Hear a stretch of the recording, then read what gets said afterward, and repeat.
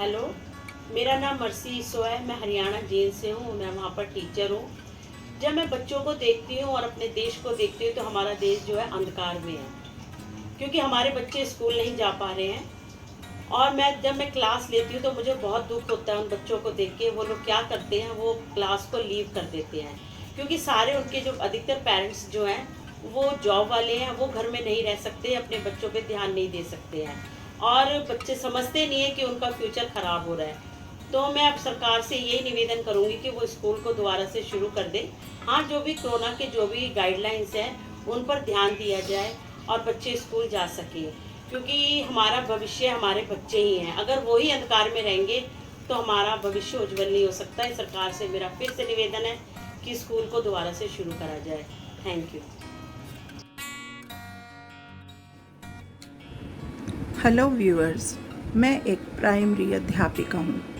महामारी के इस काल में जब से स्कूल बंद हुए हैं, देखा है कि विद्यार्थीगण एवं अध्यापकों का एक अलग ही अनुभव रहा है, जो पहले कभी किसी ने अनुभव नहीं किया, और यह नहीं कहा जा सकता कि आगे क्या होगा।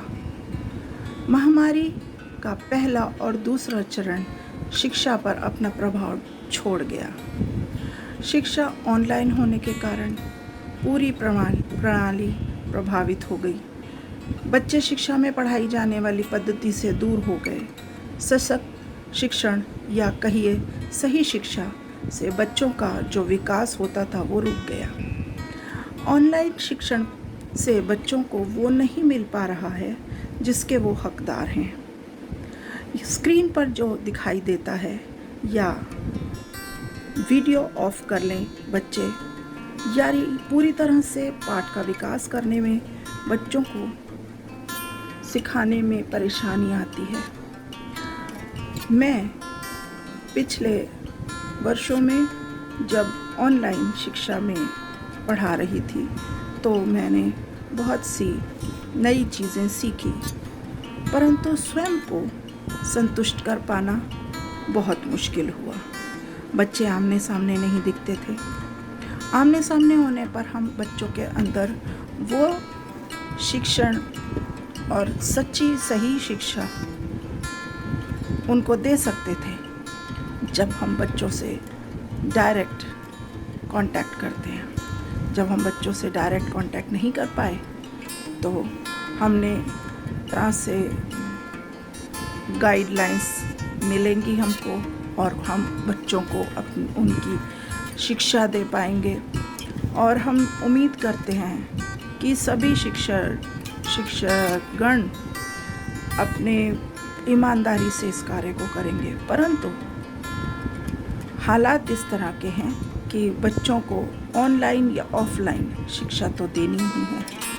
यह हम पे निर्भर करता है कि हम अपनी पूरी ताकत लगाकर बच्चों को शिक्षा दे पाएँ। उम्मीद करती हूँ शिक्षकगण अपने सारी ईमानदारी और सच्ची निष्ठा के साथ इस कार्य को करें, ताकि हमारे देश का भविष्य सुरक्षित रह सके और वो किन्हीं भी हालातों में हो, तीसरा चरण हो या और कोई भी प्रणाली हम इस्तेमाल करें, प्रयोग में लाएं। ऑफलाइन ऑनलाइन कोई भी प्रणाली से हम बच्चों को सही शिक्षा देने में सक्षम हों। धन्यवाद। Hi, my name is Sophia and I'm into social development field for more than about 20 years. When I talk about social development, it is development of our children. I deal with children, schools, teachers, and I work in the underprivileged areas. Our country's population is about 1.3 billion and 39% of this population is children, which is a big number. So for social development, the center is children. You need to develop your children to give them a good future. And there were so many hindrances and challenges to develop the child. To let the children survive, because every day more than 500 children die because of diarrhea only. So education level was so low. We were working with the families to educate them about children's life. And then from life to the school, how these children can go to school was the second effort. Even for that, there were many challenges. They were not healthy. They were not, the food was not there. They were very poor. So to make children remain in the school, get admitted in the school, and then remain in the school, not get drop out, it was important to strengthen the communities through various health initiatives. That's why midday meal was started. It was important that that families are also getting support through different livelihood options and programs. So there were government policies came up, and everything was centered around children, their development, and their remaining in the school. Because if children is in the school, we are ensured the children is not going for child labor, there is no child marriage, and there is no early pregnancy happening. Now when this important institute of our society, which is, we can say, the very important unit which is affecting all aspects of development, is closed, it is giving a big challenge to our development, because the schools will open very soon. We hope there is no third wave and we open it, but this damage is fatal. I mean, it will take many years to bring it to the children, because their learning capacity has got the impact, is affected. We can take children into many categories. There are children who were severely affected because they lost their both parents. There are about 3 lakh children who lost their both parents in our country.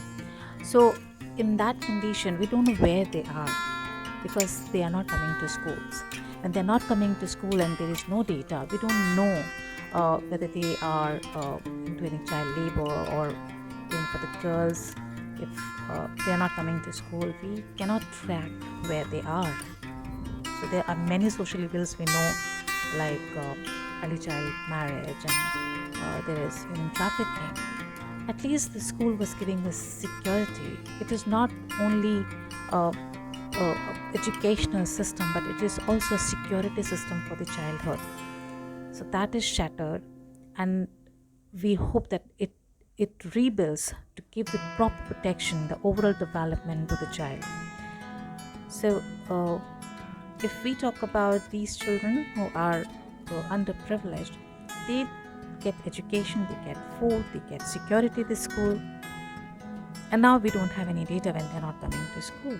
The second category is of the children who are getting some education, but we are really concerned about the quality of the education they are getting, the learning capacities that they need to develop at this age, because online education is limited in the learning scenario. It gives a limited possibilities to the children.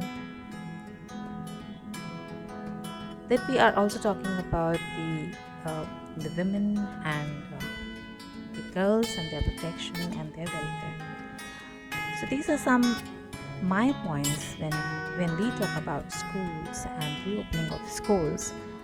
It is the overall development of the child that is taken care by this institute, the school, the boundaries of the school. When the child remains for many hours and learns the social interaction, yes, education in various aspects, the social relations, the interpersonal relationships, peer group support in learning. The virtual learning is limited in that area. So these were some of my points that I wanted to add. Thank you.